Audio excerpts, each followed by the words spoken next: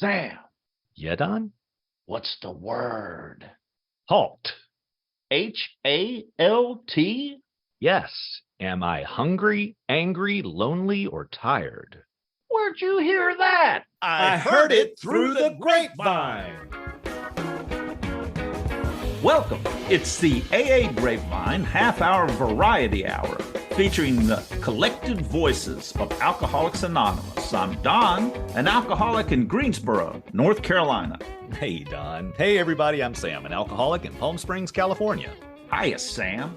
Did you know that studies show that alcohol damages short-term memory? Can you imagine what alcohol would do? I'm pretty sure that goes at the end of the show, Don. Was that you at the wit's end with that one? Exactly. You have already got me at my wit's end. I saw that on the internet and it cracked me up. There's some good ones out there. We need a meme channel. Yeah, we do. So, Don, I got something that I've been wanting to talk about this. It's really stuck with me. I will often take a line, a quote, or a phrase or something and email it to myself. So that's like always showing up as a subject of an email in my inbox, just as a reminder. This thing is still, it's sitting there, but I don't need that reminder. What is that? And I loved my pride. So I watched the movie Cyrano, the recent one. I know the story of Cyrano de Bergerac, but I've never read it. I've never watched a movie. Me neither. So I finally watched it and really enjoyed it. Quickly, the story is about this man who is in love with a woman, but he can't possibly tell her. And so he winds up feeding lines of love to the man that she's interested in. At the end of the movie, I'm totally giving away a story, but it's really, really old. Cyrano is dying in this woman's arms. She is telling him, I knew it was you all along. I loved you. And his dying words are, and I loved my pride. And that it struck me in such a way. I've embarked on something in the past year, a career in voice acting. That is new stuff for me. There's a lot of discomfort there. I don't have an acting background at all. I don't have theater or anything like that. I'm an introvert, and I have never been a stage person.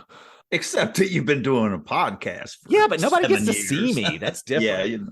Yeah, Doing this type of thing requires me to get out of my comfort zone. Big time. That phrase has stayed with me in doing that. What does it mean to you? Well, it means that my ego is going to get in the way. It has gotten in the way for so many years of me doing things that require me to maybe look bad or be uncomfortable. This business of going up and starting a conversation with someone because they have something that I want. Ooh, this sounds like recovery. I don't really have anything to give them. The whole conversation is out of balance. So there's this self-consciousness that I carry. Well, this and I loved my pride is that reminder of get the ego out of the way and just go and say the things that you want to say to the people that you want to talk with. Go and do the things that you need to do, like go and sign up for an acting class and then show up and stick it out and do it, even though it's uncomfortable. Get the ego out of the way is wholly what and I loved my pride means to me. Because with Cyrano, his ego was the problem. So it's like ask for what you want. Ask for what you want. Take the steps forward, even though they're uncomfortable. It's okay to put yourself in situations where you might look bad. It's that ego. Yeah. And I love that this continued journey in recovery makes me open to learning more about the way I act in the world. Yeah. You know, I love that it shows up in various places, including just watching a movie. Hey, you know, the thing about recovery is I don't always have to trust my thinking. Yeah, my thinking might not be reliable. Trust me, Don, I don't trust your thinking either. Well, I trust that you will for the next 40 minutes or so. Who's our guest today? Don, our guest today is Allie C. from Paw Paw, Michigan. She's got an article in the February 2023 issue of the Grapevine. Oh, Paw Paw, Michigan. Yes, we had to do a little research on that. The pawpaw is a fruit-bearing tree, right? Way down yonder in the paw. I wonder if there's a Paw Paw patch in Allie's backyard. Let's find out.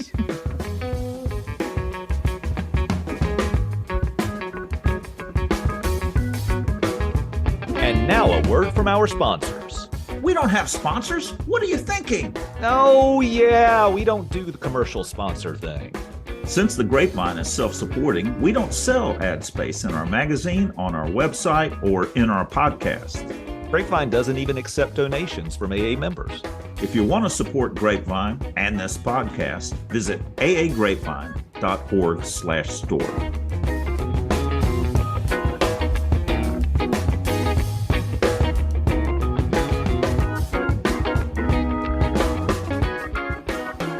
My name is Allie C. I'm an alcoholic from Paw Paw, Michigan, and I do not have a Paw Paw patch. I'm glad we got that straight. That you know of, at least. I mean, have you ever seen a pawpaw tree? No, I haven't. So now I'm thinking I'm going to have to see what it looks like, because I could have one and just not even know it. It'd be out there. Well, Allie, thank you so much for joining us. Thank you for having me. Allie, what was going on with you inside when you decided to come to Alcoholics Anonymous? My first introduction to AA was court ordered. My own thinking didn't even get me in the door. The nudge from the judge. Don't trust your thinking, trust the judge. I have never heard that, the nudge from the judge. Yeah, big saying here. I'm so grateful that AA allows that to happen, because we have a really good, it's called sobriety court program here too, where people with driving under the influence offenses get into this sobriety court program. Helps keep you accountable as far as, but you have things you have to do, like going to a certain number of meetings. You have to have a job or be doing community service. And so I was fortunate enough to get that program when I had my second DUI. What immediately comes to mind for me is I walked into AA. I didn't get a nudge from the judge, but I was so defeated from my drinking that I came to AA. Right. If I had, I think I would feel resentment at the judge, which this would be bad for AA.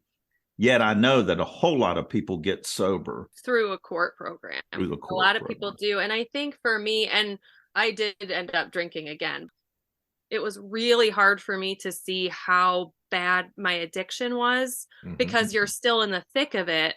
And so it's almost like a forced drying out period for people. It's like the cloud lifts and all of a sudden they can really see their alcoholism and be hearing these stories. And so I know a lot of people in our county and the county next to us who have gotten sober through a court program when they didn't think that's what they wanted. I can imagine. And it doesn't necessarily, as you said, you wound up drinking again. Yeah. But the thing that happens is that you got acquainted with AA. Right. That seed was planted. Yeah. I remember hearing if you're an alcoholic, AA is going to ruin your drinking. And when I went back and started drinking, ruined. I mean, absolutely ruined. In what way? Because when I first came into AA, I clung to that obsession that I was going to control and enjoy my drinking one day. I wanted to stop for a while. I really thought once I have a drying out period for a while, I'm just going to be able to handle it again.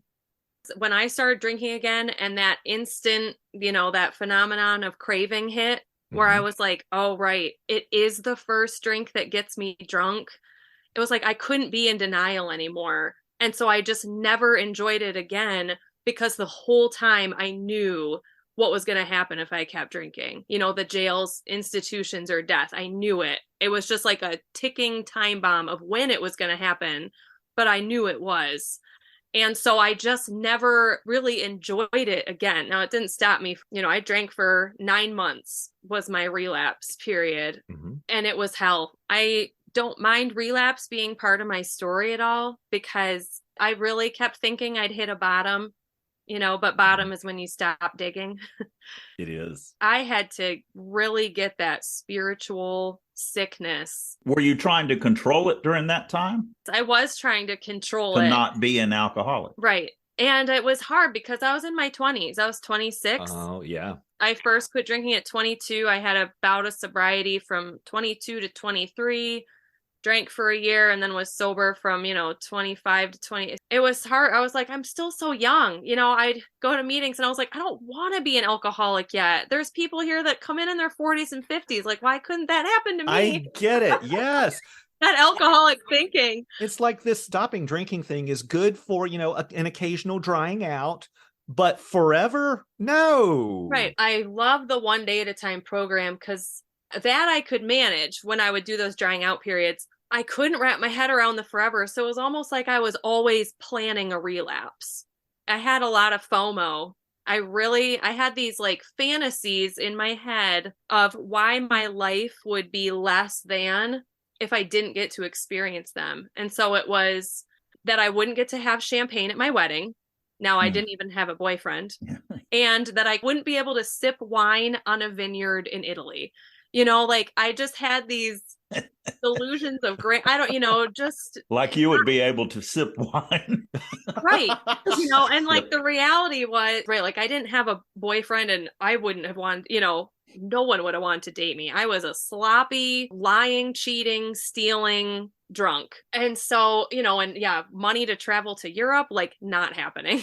So when I did finally get sober, my sobriety date's August 8th, 2016. I'd been off the court program. I still went to meetings. I will say that, even if I was drinking, because I loved the people there. Like you guys were even talking about at the beginning, it was the first time it seemed like where I'd met a group of people who just wanted to help me and they didn't want anything from me. Yeah. Like that was just totally new to me as far as I always, felt like I had to have something to give. Mm-hmm. Or if they're helping me, it's like, well, what do you want now? I didn't want to owe anybody because life for me was all about like, what can I get away with and how can I do it the easier, softer way? That was really my MO. And when we come in, it's hard to believe that other people aren't operating from that. Right.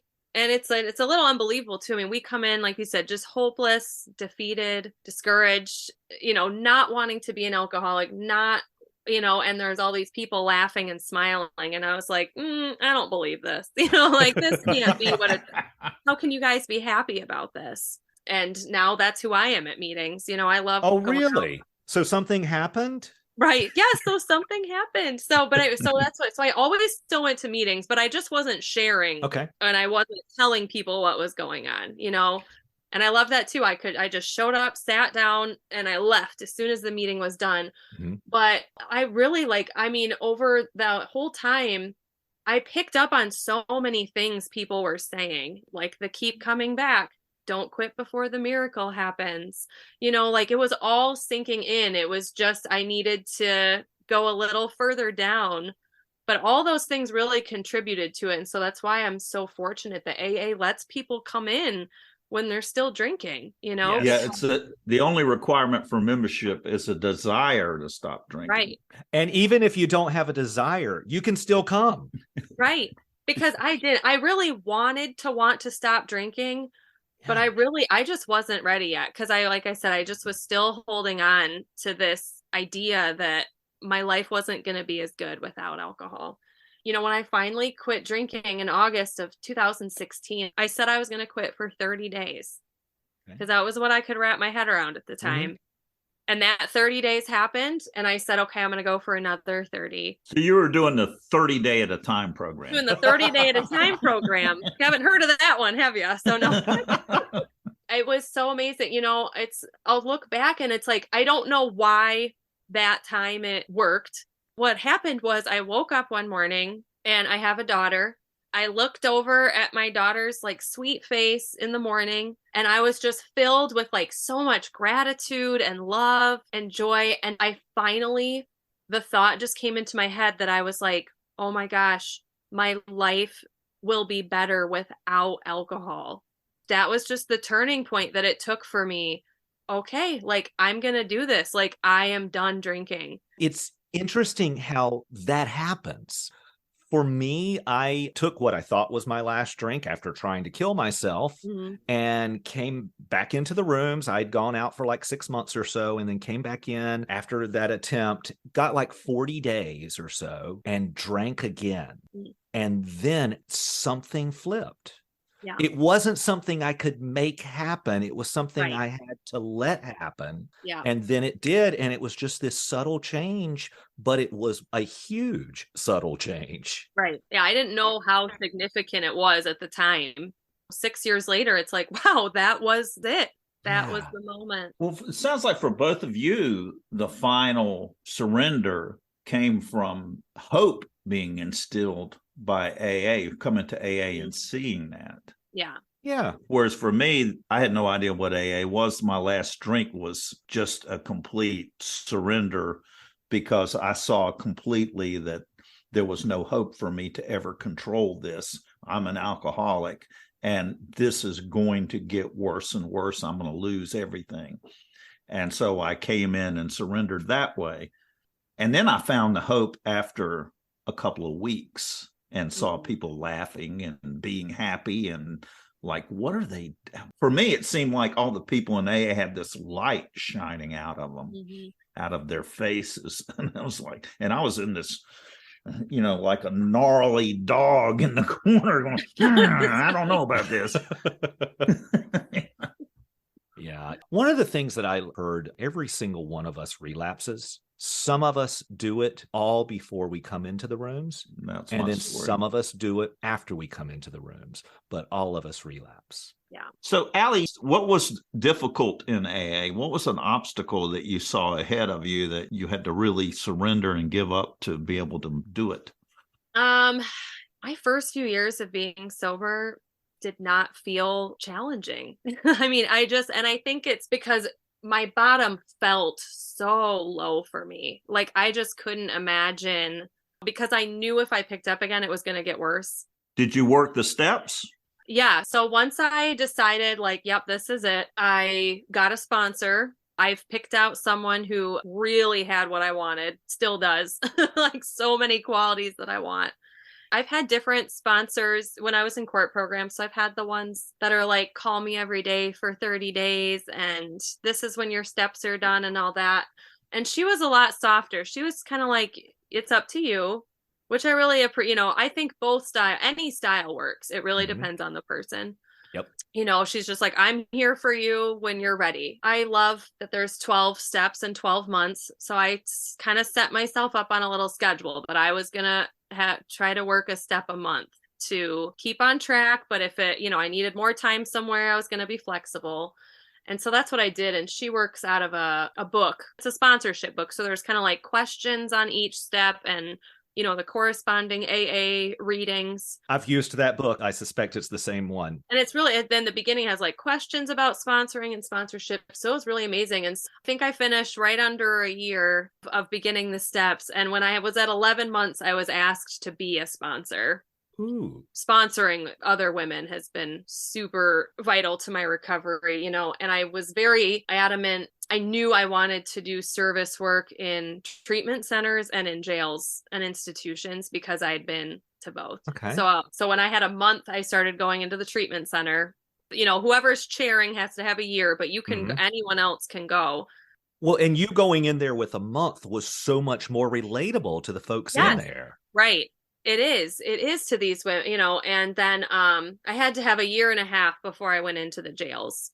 And so I was counting down. I couldn't wait. And I loved the jail meetings. We're still not able to go right now because of COVID. It's taken a long time for jails to open up to really AA. long time. So those were super important for me too. We call them our gratitude meetings, because you leave there just so grateful that you're not in there anymore. And it's so inspiring to see that people in those places, they do have hope still, or, like they're willing to be vulnerable, especially the jail. Men in jail sharing like openly and vulnerably about alcoholism and saying they want to change. It was not what I expected. It just is really inspiring to me. Like they can keep going. So can I. Wow. Yeah. Wow. So what does a week in your life look like today, recovery wise? Oh, okay. I have a women's meeting on Monday night that's in person that I go to. My morning routines are pretty sacred to me. So, my mornings start out with meditation and prayer. I usually do some daily reading. I've got about 7 books, so I can't do all of them. Some reading from a book to try to get centered. Well, how do you do that with a child? Oh, so I get up at 4 a.m. Oh, wow. That is my routine. Now that's some commitment. It is. Well, I go to bed early. I'm a morning person, and I get my alone time in the mornings. Yeah. And then, I love praying in the car on my way to work. It's almost my favorite time to pray. It's just my little quiet time, get ready for the day. I have 2 or 3 sponsees or women in the program that I usually text with on a daily basis. I chaired a Zoom meeting all through COVID. I just stopped that over the summer because of my second job. I couldn't anymore. So I usually do at least 1 Zoom meeting a week too. I have 3 sponsees right now that I work with. I'm in contact with my sponsor. There's a lot of different ways to do steps. I'm also a member of another 12-step fellowship. And so right now I'm actually doing step work. We have a whole workbook, and I'm doing a 15-week step study guide workshop right now. So it's really neat to just dive into the steps deeper because, for all other 12-step fellowships, if you just take out that one word in step 1, I am powerless over blank. I mean, the rest are all the same. So it's always applicable to me no matter what, because it's me, the alcohol is just a symptom of my disease. I didn't understand that statement when I came in for the longest time. What does that mean? Alcohol is a symptom. It's like you take away the alcohol, and it was like a lot of things got better right away, especially I definitely had a pink cloud. And it was really fun. I had that big pink cloud, just meaning like so many of my problems were solved right away as far as like physically, I'm not sick anymore. So I suddenly have energy now, financially, I'm not spending all my money on alcohol. Things are better. I'm showing up to work on time. So a lot of that was resolved. And then at like month 2 or 3, suddenly all the emotions and trauma, embarrassing things that I'd done, all that stuff that I'd stuffed and numbed with booze all started coming up. And it was like, oh gosh, I have to face this now and deal with this. When you get sober, you'll feel better. And by that, I mean, you'll feel everything. Right. Everything. Right.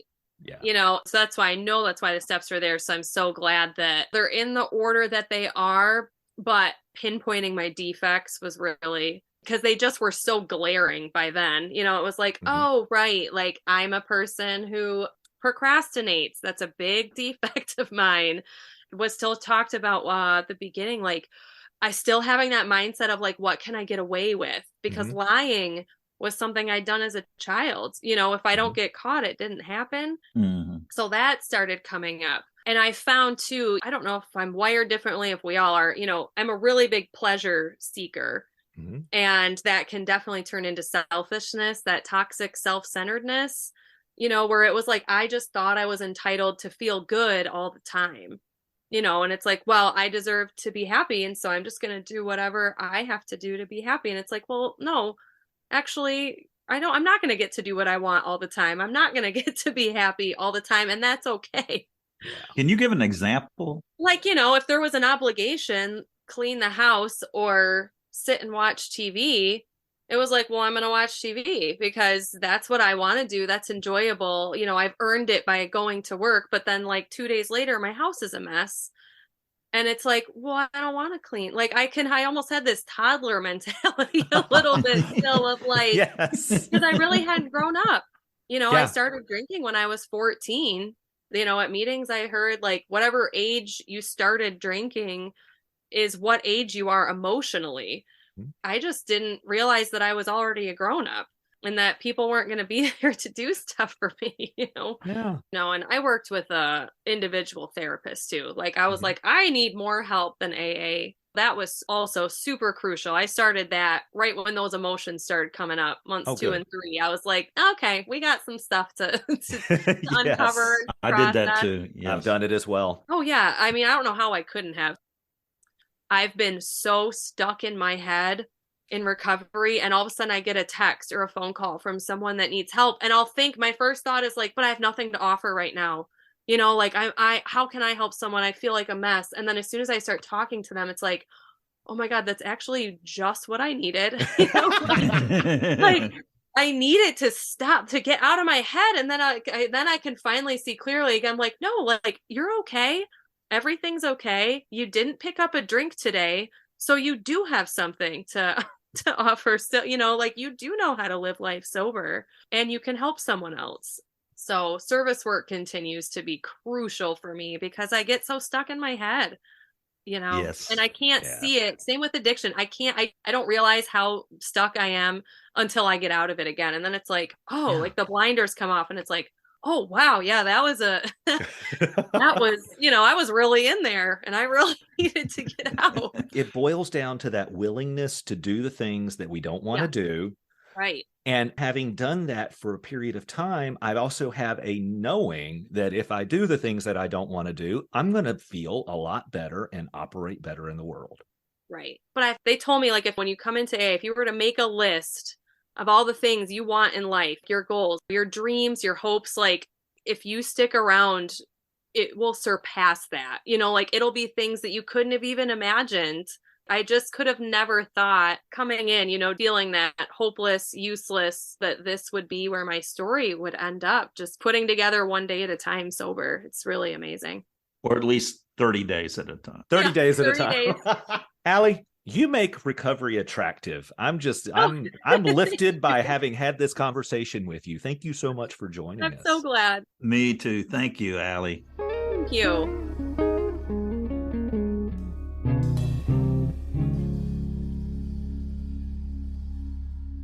It's time to look in the mailbox and see what's arrived. Do you mean the inbox, Don? The inbox. We got an email from Lisa L. in Smith Mountain Lake, Virginia. Just wanted to send a note of thanks for all the work you guys do on the podcast. It's been difficult to get to meetings recently, and I've really appreciated being able to listen to the podcast while driving around and working at home. It's really a blessing. I'll be sad when I catch up on all the episodes, with a little smiling, sweaty emoji tear thing going on there. Lisa, thank you so much for writing in. Thanks, Lisa. The Grapevine is looking for your story submissions. Midlife sobriety. Stories are due April 15th, 2023. Share about some of the challenges you've had after 8, 10, 20 years sober. Have you ever nearly relapsed? Did you ever stop going to meetings or disconnect from AA? Have you ever been a dry drunk? How did you get back on track?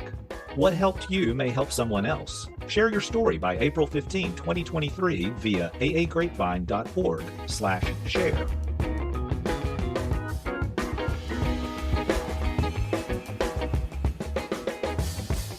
I'm at the very wit's end.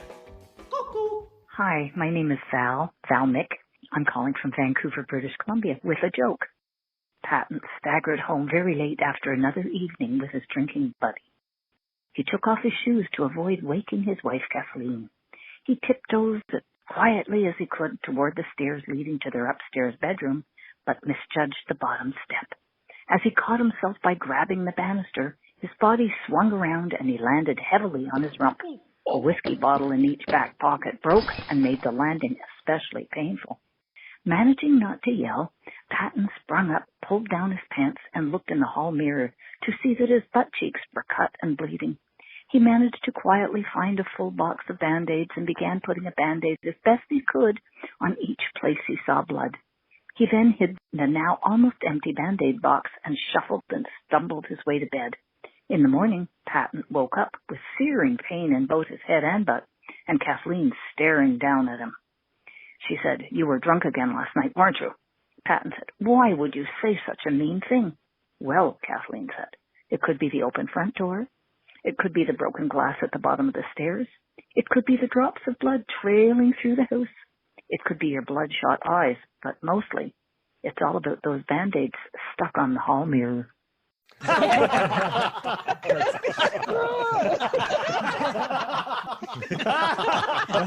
It's really not that funny. Thanks for joining us. The AA Grapevine Half Hour Variety Hour is posted every Monday and is produced by AA Grapevine, Inc. We don't speak for AA as a whole. We share the experience, strength, and hope of members to help others recover from alcoholism. Podcast info, including how to call in, is at aagrapevine.org/podcast. Find AA Grapevine on Instagram and the AA Grapevine channel on YouTube. All things Grapevine are available at aagrapevine.org. If you want to know more about AA, Google Alcoholics Anonymous and your city or visit aa.org.